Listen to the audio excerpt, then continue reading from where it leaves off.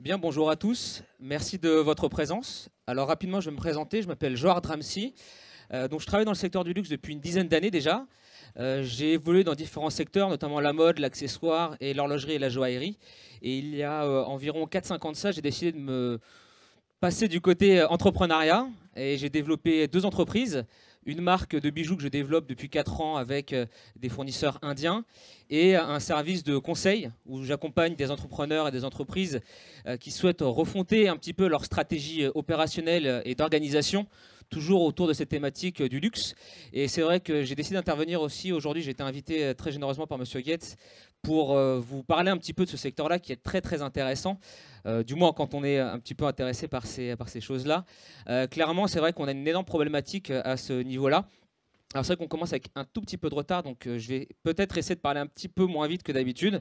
Si jamais je vais un peu trop vite, n'hésitez pas à m'arrêter. J'ai cette fâcheuse habitude de boire un petit peu trop de café avant mes conférences. Alors c'est vrai que le premier constat qu'on a sur ce secteur-là, qui est très particulier, c'est déjà un aspect assez tardif. C'est-à-dire que les entreprises du luxe ont mis beaucoup de temps à réagir face à la digitalisation de l'ensemble du secteur.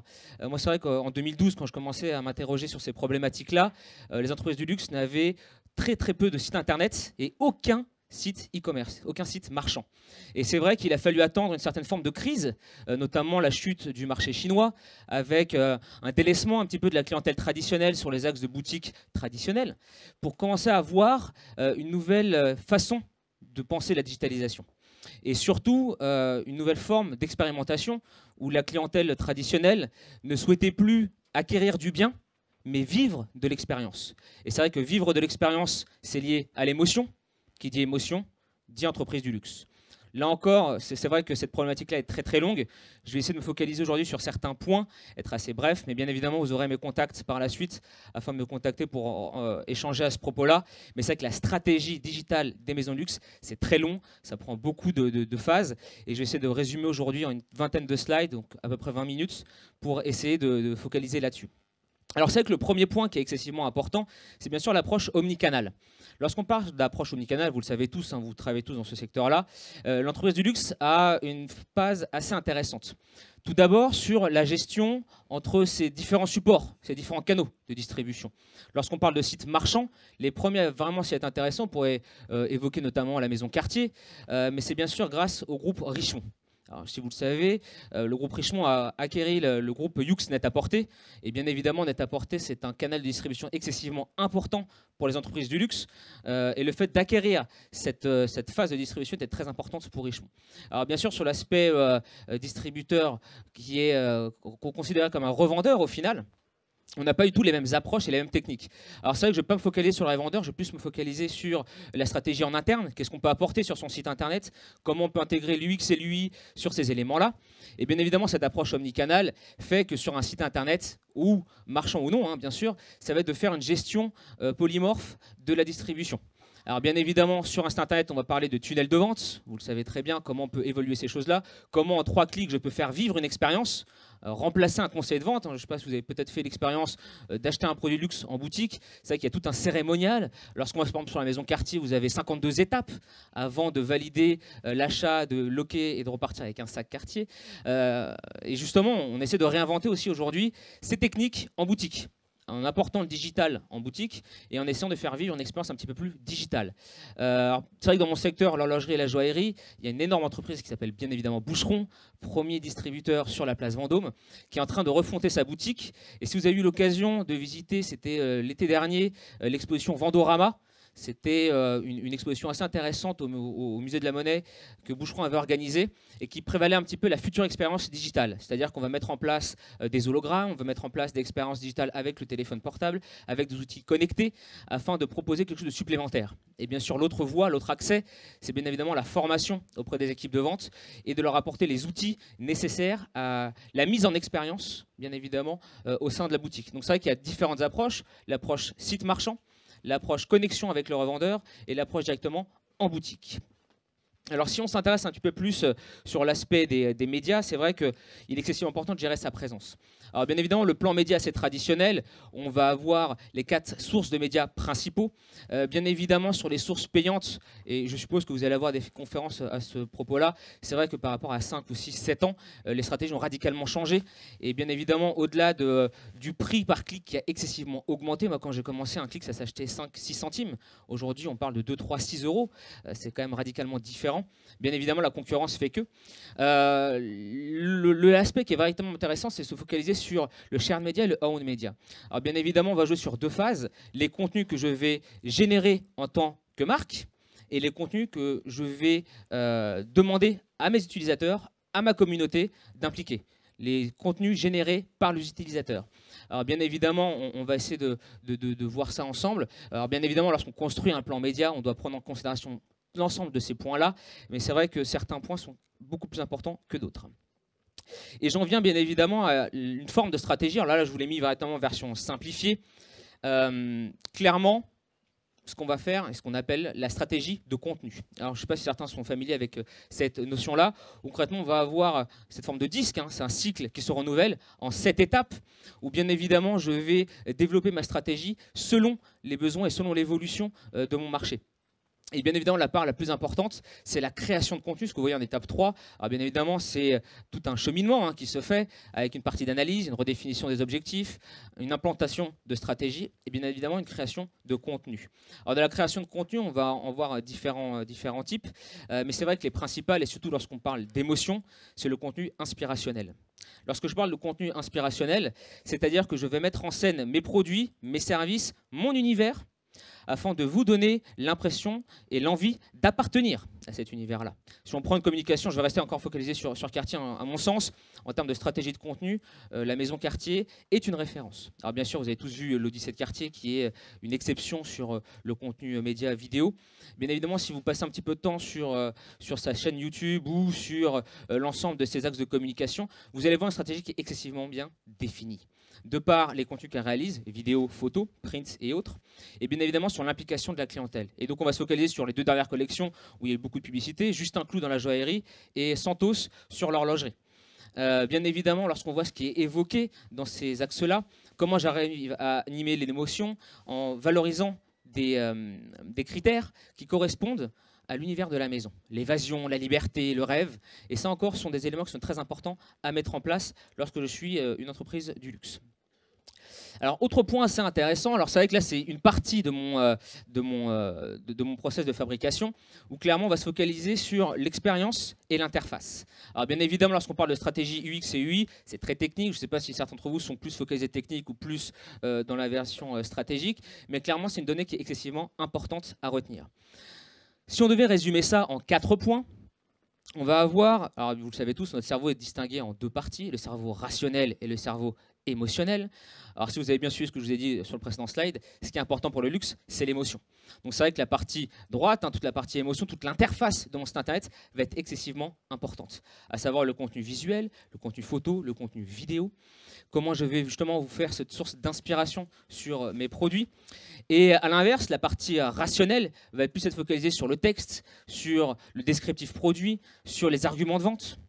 Et bien évidemment, lorsqu'on est une entreprise du luxe, le but, c'est de diminuer cette part de rationnel. Parce qu'encore une fois, acheter une montre à 15 000 € ou un bijou à 6 000 €, on est très loin de la raison. On est plus sur l'émotion.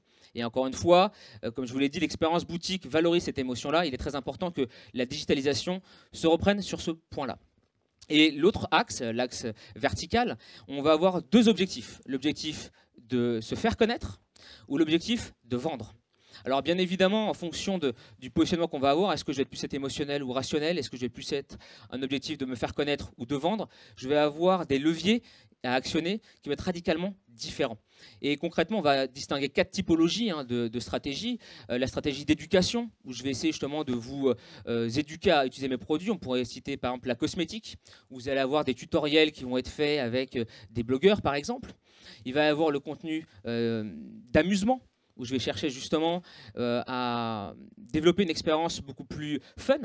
Et là, on est surtout présent sur le marché chinois. Je ne sais pas si vous suivez un petit peu l'actualité digitale chinoise. Vous avez des WeChat, des Weibo, des TokTok, des nouvelles applications qui arrivent, où le but de toutes les maisons de luxe, c'est d'être présentes, de faire des mini-programmes, des mini-apps, où le but va être d'amuser la personne. Le but n'est pas de vendre, mais juste de vous faire passer du temps dans l'univers de la maison. Et ça qui est assez important. Autre point, bien sûr, le contenu inspirationnel, hein, j'en ai assez parlé. Et le dernier axe, lorsque je veux vendre et que j'active le cerveau rationnel, c'est de convaincre sur mon produit. Alors bien évidemment, convaincre sur un produit de luxe, ça ne va pas être de dire, bah voilà, mon or est de meilleure qualité, mes pierres sont de meilleure qualité, c'est un point. Mais encore une fois, lorsque je vais acheter un produit joaillier, un produit horloger, une belle voiture, un beau service, le but, ça va être bien sûr de m'évader par rapport à ça et pas de comparer avec la concurrence. Il faut être convaincant sur l'émotionnel. Alors justement, on va faire quelques petites expérimentations sur des sites internet.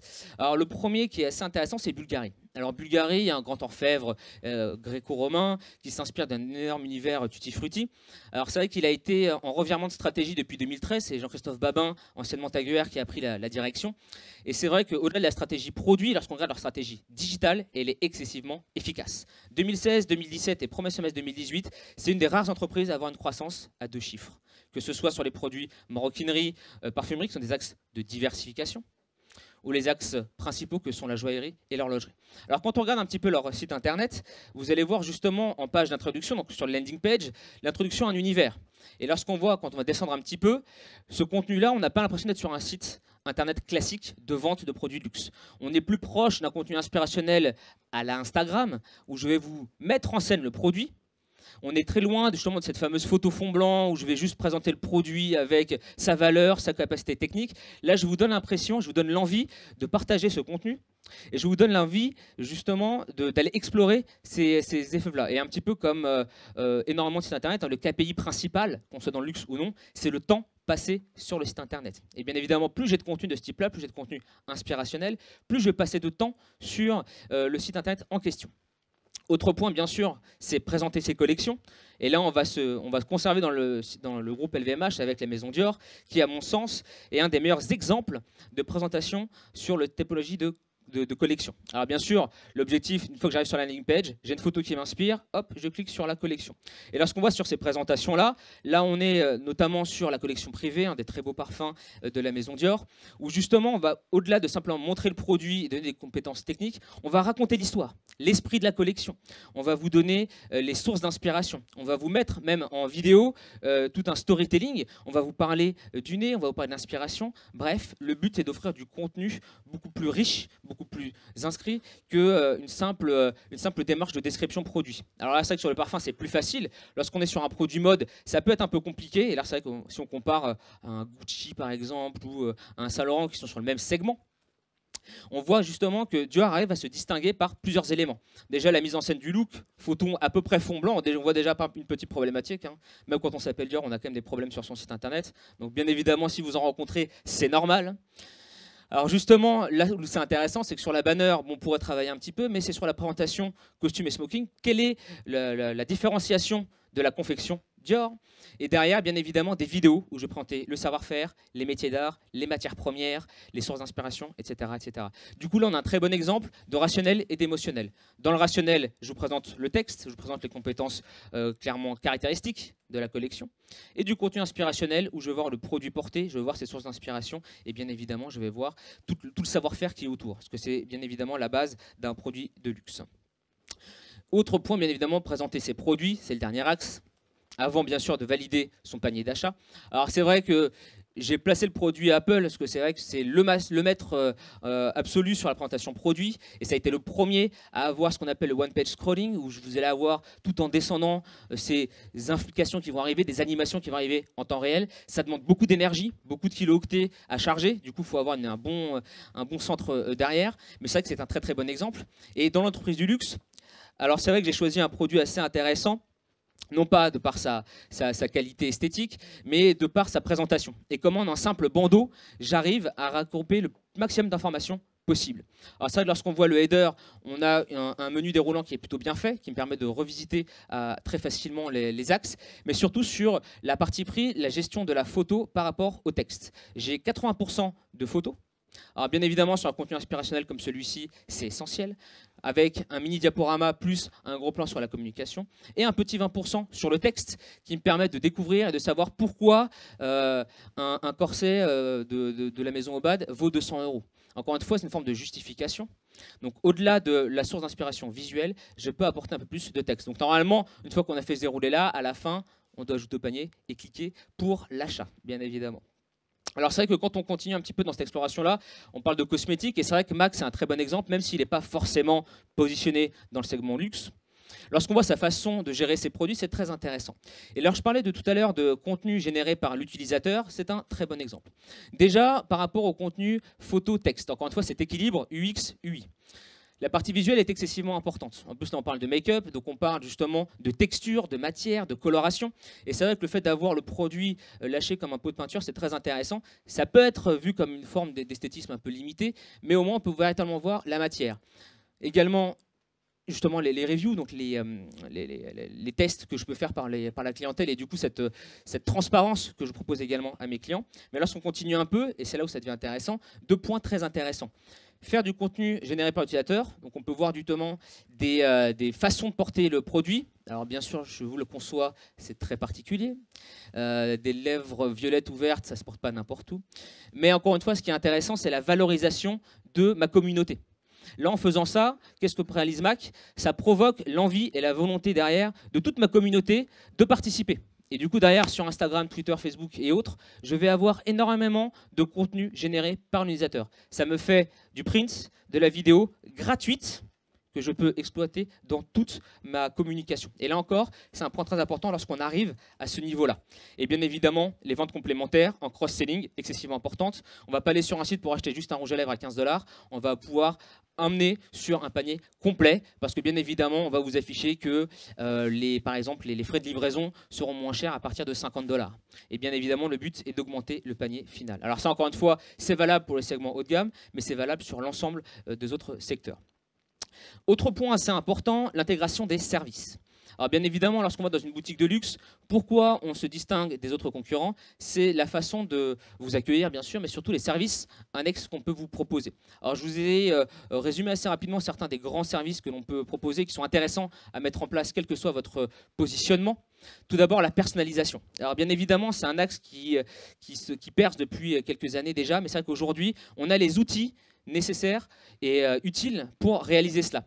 Lorsqu'on va par exemple chez Bulgari encore, hein, où on a une capacité de gérer les différentes matières et les différentes présentations du produit avec directement une visio sur la chose. On peut citer également la marque Baume Watches, qui est la petite sœur de la marque Baume & Mercier. Si je vous invite à justement aller voir son site internet qui est excessivement bien fait, le module 3D qui est mis en place sur ce site internet est excessivement optimal. Vous avez en temps réel une vision graphique à 360 degrés du produit. Et donc chaque amélioration que vous allez porter, chaque personnalisation que vous allez apporter au produit va être mis en scène. Et pour le coup, on est sur quelque chose de très très efficace. Donc Baume, B-A-U-M-E. Et encore une fois, ce type de module-là, ce sont les Indiens qui l'ont inventé. Et c'est vrai qu'aujourd'hui, ils sont excessivement fréquents et ça se négocie à une valeur autour de 3 à 5 000 € hors taxe. Et encore une fois, après, bien sûr, il y a un suivi, hein, c'est toujours le même système de fabrication. Mais encore une fois, lorsque vous avez un produit que vous maîtrisez ou vous intégrez verticalement la chaîne de fabrication, vous maîtrisez vos matières premières, vous maîtrisez votre façon de fabriquer, l'outil de personnalisation en ligne digitale est excessivement important. Autre point, le chatbot, le conseil. Alors bien évidemment, c'est très difficile de remplacer une personne humaine par rapport à ce qu'elle peut apporter comme conseil. Mais évidemment, maintenant, les chatbots sont excessivement bien avancés. Version de base, où lorsque je suis sur Facebook avec Messenger, si vous allez voir l'horloger Gégère Lecoultre, vous avez une gestion qui est excessivement efficace, avec une personne qui est là derrière à animer la conférence, où on peut mettre quelque chose d'automatique. Et lorsque vous allez par exemple sur le site de Gemio, qui a été un des premiers aussi à faire le chatbot et à faire la personnalisation en ligne, vous allez avoir justement l'impression d'échanger avec quelqu'un. Encore une fois, ça humanise la relation que j'ai avec mon écran. Et ça, c'est excessivement important. Surtout lorsqu'on parle d'émotion, lorsqu'on parle de bague de fiançailles, lorsqu'on parle de bijoux de mariage. Là, encore une fois, on joue véritablement avec l'émotion et c'est excessivement important d'apporter de l'humain à cette phase-là. Autre point, bien évidemment, ça paraît de bon sens, mais c'est vrai que rassurer sur la livraison, le packaging et la sécurité du paiement, ce sont des points essentiels. Et c'est vrai que c'est là où le point a été difficile pour les produits luxe. Lorsque vous vendez un produit à plus de 10 000 euros, pour l'assurer avec la Poste, c'est un petit peu compliqué. Du coup, il faut mettre en place des nouveaux systèmes. Et c'est vrai que là, on est en train de travailler sur des... Enfin, quand je dis on, c'est pas moi, mais l'entreprise. On est en train de travailler sur la livraison par drone, qui devient de plus en plus intéressante. Et on a déjà sorti des prototypes de drones incassables, impossibles à briser, qui pourront justement développer cette future livraison. Et c'est vrai que lorsqu'on va sur certains pays comme l'Australie, on se fait livrer des voitures par drone. C'est vrai que l'ouverture vers ça d'ici 2020-2025, à horizon 2025, c'est sûr que ces produits-là seront complètement sécurisés. Et on pourra bien évidemment apporter devant votre bureau, à votre pause, à votre heure de table, ce type de livraison là, c'est très intéressant.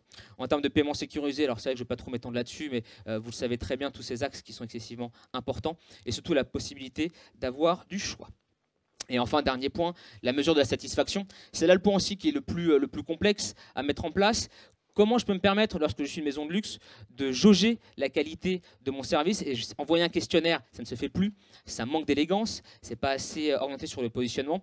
Du coup, il va falloir engager des sociétés, mesurer son taux de satisfaction avec un processus de CRM.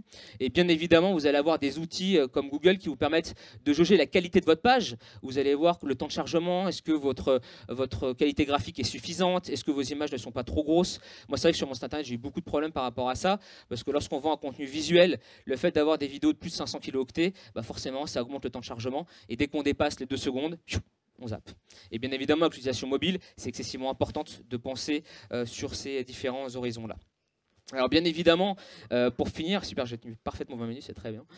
Pour finir, c'est vrai que sur cette évolution un petit peu des process, c'est excessivement important de voir l'évolution. Alors c'est vrai que là, ce stade, on est encore au stade 2, hein, où on est sur l'utilisation mobile. On est déjà un petit peu intégré dans le niveau 3 avec les objets connectés, ce qui nous accompagne dans notre quotidien et l'appétence qu'on peut en avoir. Si on regarde Tag Heuer sur sa Connected par exemple, où les produits de luxe s'intéressent aux objets connectés, mais bien évidemment la suite, c'est la mise en place des technologies RFID, la nanotechnologie, de voir comment je vais pouvoir, à travers mes produits, intégrer des informations sur la blockchain, comment je vais pouvoir mettre un cercle vertueux à l'intérieur, en protégeant, bien évidemment. Et du coup, pour aller encore plus loin sur ces choses-là, vous avez beaucoup d'études qui sont en train d'être réalisées à ce niveau-là. Comment l'entreprise du luxe peut passer d'un statut de slow player, où elle a mis du temps à s'y intégrer, à un statut de précurseur, où elle propose de l'expérience différenciante. Alors, je parlais de boucheron tout à l'heure, mais lorsqu'on voit toutes les entreprises qui ont été en adoption assez rapide des casques à réalité augmentée ou des casques à réalité virtuelle, c'est vrai que dans cet univers-là, il y a énormément de choses qui vont être réalisées. Et d'ici, encore une fois, horizon 2020-2025, il y aura des solutions excessivement intéressantes pour toutes les entreprises de ce patrimoine-là. Bien, je vous remercie de votre attention. Alors, merci.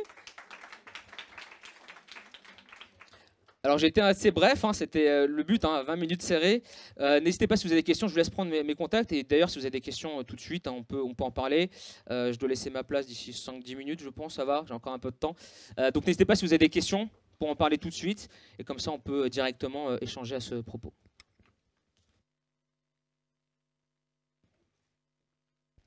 Bonjour. J'avais une question. Qu'est-ce que vous pensez des produits de luxe sur les marketplaces, du coup? Sur les marketplaces type Amazon, clairement, on est plutôt dans un positionnement luxe. Clairement, lorsque je veux voir un positionnement d'un produit sur ce type de plateforme-là, mon premier réflexe, c'est de dire « Oula, contrefaçon ». Et il y en a eu énormément. Après, le problème, c'est le contrôle que font ces marketplaces sur ces axes de contrefaçon. Et c'est vrai qu'on a eu énormément de problèmes d'attaque en justice par rapport à ça. Vous aviez une... En fait, c'était aussi, par exemple, Amazon propose maintenant de faire des boutiques, hein, des shop-in-shop. Il y a des acteurs, hein, middle range, haut de gamme, luxe, hein, qui y vont. Et justement, en termes de perception, on n'a pas assez de feedback, on n'a pas assez de retours, on n'a pas de chiffres. Hein, et vous pensez qu'il y a... Alors clairement, ça dépend du marché que vous allez cibler. Si on voit sur le marché asiatique, par exemple, notamment en Chine, c'est la première plateforme où les produits ont été mis en vente en en digital. Si on voit sur Alibaba, le Luxury Pavilion ou sur JD.com, qui sont véritablement les gros secteurs, eux ont pris l'habitude de dépenser plus de 10 000 euros, 15 000 euros, 20 000 euros, voire des sommes extravagantes. On a vu des montres Zénith notamment vendues 200 000 euros sur le site internet, ça passe. Après, sur le marché français, c'est encore un peu jeune et pas encore assez mature pour cette vision-là. Le marché américain il est plus fort parce qu'encore une fois, il y a une problématique de logistique. Lorsque je suis à Détroit, et si la boutique elle est seulement à Los Angeles, comment je fais pour y aller? Et ben, la marketplace, ça sert parce qu'il y a justement tout ce service logistique qui est assez intéressant. Après, en termes de perception sur le marché européen, c'est encore très limité parce qu'encore une fois, on n'est pas friand de ces techniques-là. Même si on est capable aujourd'hui d'acheter des téléphones portables à 1 500 euros en ligne, acheter encore une fois une montre ou de la joaillerie ou un beau cuir à des très belles valeurs, c'est très complexe. Et encore une fois, sur ces marketplaces, je finirai là-dessus, c'est vrai que là j'étais plus focalisé sur le e-marchand mais pas sur l'autre, c'est l'expérience que je propose et surtout le service que je propose. Et encore une fois, l'expérience sur ces marketplaces-là n'est pas suffisante aujourd'hui parce que vous conservez l'interface graphique de la marketplace. Le jour où vous pouvez créer une véritable boutique avec vos codes, avec vos impressions, là ça va devenir intéressant. Si vous avez d'autres questions, parce qu'on va devoir enchaîner.